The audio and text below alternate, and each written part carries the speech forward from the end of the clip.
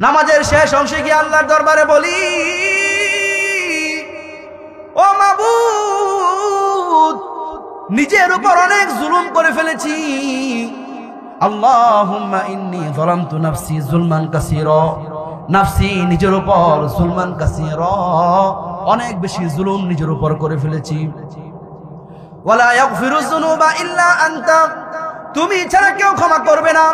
ফাগফিরলি মাগফিরাতাম মিন ইনদিকা, তোমার পক্ষ থেকে বিশেষ যে ক্ষমা আছে তুমি আমাকে সেটা দান করো, আমাকে বিশেষ ক্ষমায় আমাকে মাফ করে দাও।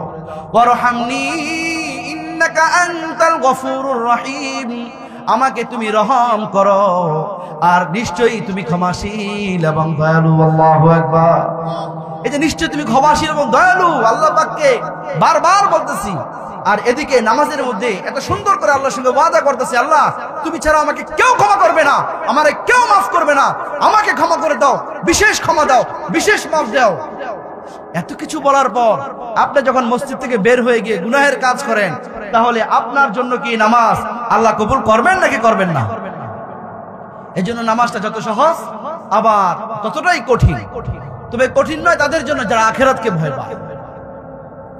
চতুর্থ নম্বর কারণ, আমার আল্লাহ রাব্বুল আলামিন বলেছেন, নিশ্চয়ই নামাজ মানুষকে পাপাচার থেকে দূরে রাখে। কিন্তু কেন রাখে না? এইগুলি হচ্ছে উল্লেখযোগ্য কারণ। আমরা নামাজের মধ্যে বলি একটি, নামাজের বাইরে গিয়ে করি আরেকটি। কথা কোন ঠিক কিনা? এরপর নামাজের বাইরে এসে ফজর থেকে শুরু করে জোহর, আসর, মাগরিব, এশার নামাজ পড়ার পর বেতের নামাজের মধ্যে দাঁড়িয়ে যাই। দাঁড়িয়ে সুন্দর করে একদম শেষ রাকাতের মধ্যে গিয়ে বলি, ওয়ানাতরুকু মাইয়াফজুরুকা, ও আল্লাহ, যারা নাকি গুনাহের কাজ করে আমি তাদেরকে ছেড়ে দিয়েছি, আমি এখন থেকে ভালো হয়ে গিয়েছি। ওয়ানাতরুকু মাইয়াফজুরুকা, যারা গুনাহের কাজ করে আমি তাদেরকে ছেড়ে দিয়েছি। আল্লাহর সঙ্গে ওয়াদা করেছেন রাতের বেলা, মধ্যরাতে ওয়াদা করে।